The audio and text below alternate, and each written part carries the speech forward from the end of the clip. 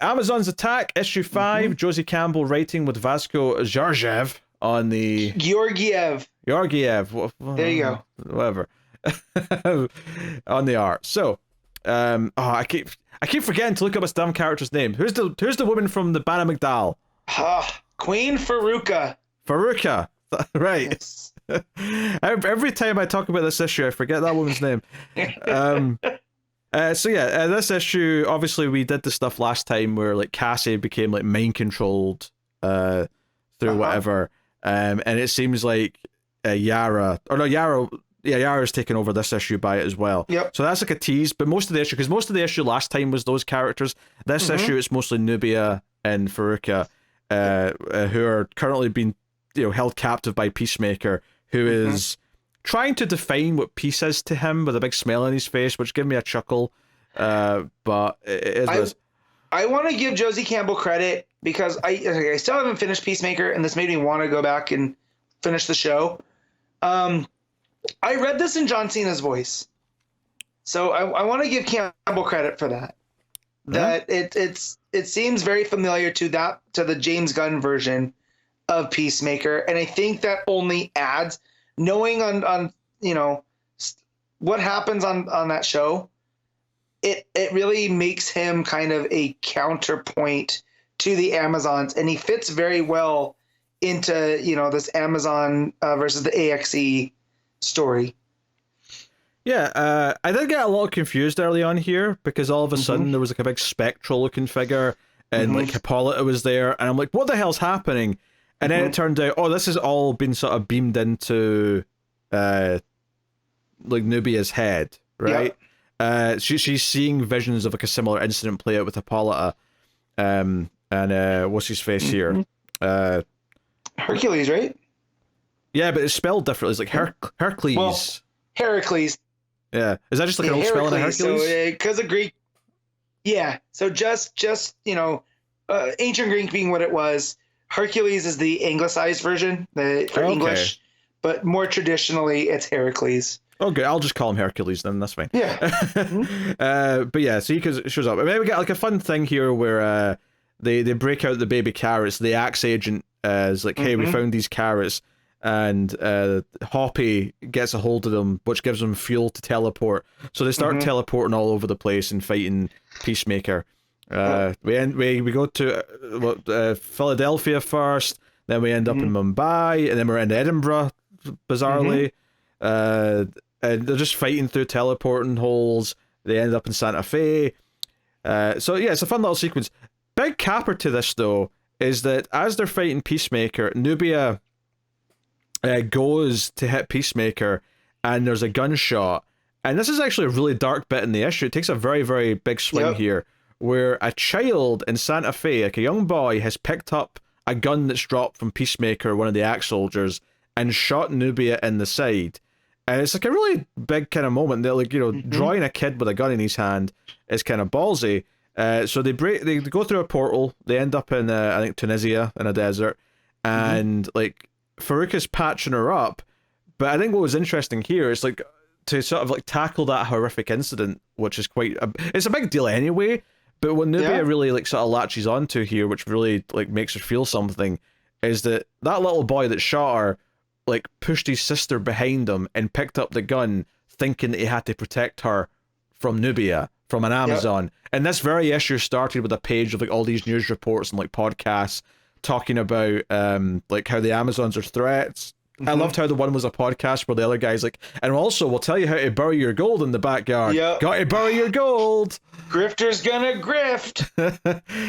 So that gave me a chuckle, but I was like, you know what, this is landing hard, this idea, because Nubia starts talking about her origin and how, like, when she came out of the well or whatever, she basically, like, smelled the earth, and she was like, this is magical. She was raised, or not raised, but she was, she learned to love Themyscira. But when she went into the man's world, as they called it, she basically quickly realized that a lot of that was beautiful too. And she really hated using the term man's world, because really this is our world, and this is all part of our world, and we should, like, fight to make all of it better. Which I think is interesting, because obviously that's something that Wonder Woman also does, even if she doesn't say it that way. But I do like the idea of like this, the queen of the Amazons having that attitude and being like, no, we can't just be this segregated little community that's away from everyone else. We kind of have to make it better for everyone, for all the innocent people, the children, everything all over the world. And she admits that she's kind of doubting if like she still believes all of this. Yeah. But like obviously this moment with this kid shooting her to protect the sister is hit hard. So I liked all this stuff. I thought it was a really good dramatic character bit.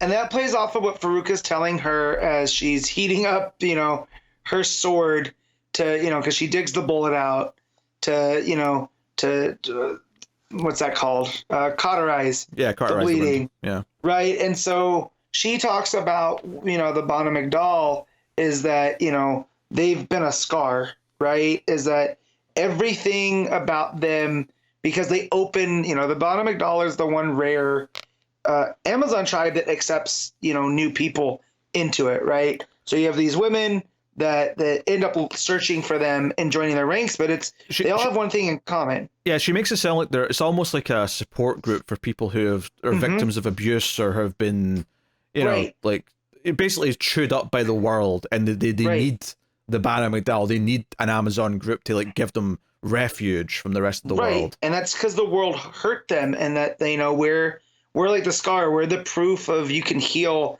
and get better. And so the fact that we get into Nubia stuff is like, well, no, this world also has beauty, and we can be there and join in on it too. We just have to set the example. I thought that was a really good example of what Wonder Woman stands for, And so the fact that it's Nubia as the queen of the Amazons, that these are two competing ideals for the Amazons right now, even going back to the Tom King book. I think first things first, that speech from Faruka about the Bana Migdal made them more interesting to me instantly, because I didn't know that about them, right? This idea that they just accept people who need something like that. I'm like, okay, that makes you instantly stand out against the other Amazon tribes, and I understand you better, and now you have a place like in my head for what you are. That's great. But also this idea from Nubia that no, we can't just shut ourselves off from the rest of the world. Like making an island where you're just protected from all the bad things doesn't solve any of the problems, and eventually they still may come knocking anyway. Like you have to like try and change the world. So there's a lot in it. Like this is kind of a lighter book, all things considered, compared to the regular Wonder Woman book. But I feel like this issue has actually raised some really big themes that feels like it's playing really nicely to me. Ooh. And it feels like it's playing off of the main Wonder Woman run too, in just a slight way of what it means to be an Amazon. And when there's all this propaganda out there, it's like, well, do we become the propaganda, or do we fight back against it? Because they even bring up the Escasita, where they're a secret, they're a shadow, but they're also in man's world. They're this kind of wild card in everything that while in man's world, they're apart from it. And that secrecy has led them to, still being around. And so I just like all these different play, and it made me like Nubia, and not that I disliked her, but this, this whole thing when she says, she gets to the end of her story about man's world is our world, the world that belongs to all of us together. And she's smiling despite this pain.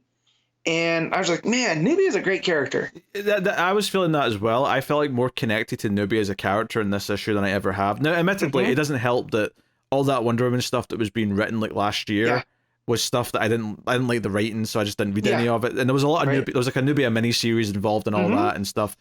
But I felt like this issue sold me both on Nubia as a character and what she believes in, and what makes her interesting and what makes her different from Hippolyta, but also sold me on the Bana Migdal as a concept and Faruka as a character. So I feel like this issue, like in a 1-2 punch, made me care more about these two characters that I have not really just had enough of, or had enough meaningful stories with to really care about. So on that, this issue was a victory. Because last issue I was saying, hey, it's great that this issue focuses on Mary and Yara, because I like those characters. And I obviously I do. But this issue did the harder thing. It took the other ones that I don't know as well and made me care more about them. But also gave me some fun stuff with Peacemaker and Hoppy and the portals and all that stuff. But then hit you with all this gut punch stuff towards the end. The final of the issue is that then Faruka becomes possessed and knocks out Nubia, and she wakes up tied up next to Mary. Mary notably is not an Amazon, so seemingly she's safe, because this seems to only be a possession that works on like true Amazons. Yeah. I don't think we've seen anyone else possessed throughout the run. I could be wrong though. Maybe back in issue 1 or 2. But yeah, she's like, hey, you found asylum, and it's like Faruka who's possessed, and all the other Amazons who are possessed, but like, because I think that's Yara over to the right, who seems to have like been frozen to stone. Yeah, which makes me wonder about the Gorgons and Medusa. Yeah. And if you know anything about their history, is they were victimized by men. And that's why they, you know, became these creatures. And, you know, and again, in Birds of Prey, we just dealt with, what was her name? That was the mother of the Gorgons. I can't remember the name. Yeah, yes, you're right. Right, and so it's just fun how all of these Amazonian things are either editorials killing it, or we're just at the space where it's concurrent storytelling, right? That just happens to fit together. I mean, obviously, like the dynamic of what Wonder Woman's going through right now is set by the main book, which is King doing that. But it feels like Josie Campbell's fit this story around what's going on there really well. That fits in thematically, but it's doing great stuff for its own characters. So yeah, I can't, you know, because I think issue 3 was the one that was a little wonkier, where it felt like it was a little bit unfocused. But I think this issue is probably the best issue of the book so far. It's the penultimate issue. Next one's the last issue. But obviously Campbell's moving over to Shazam after this, so we'll see more of Mary written by her at the very least.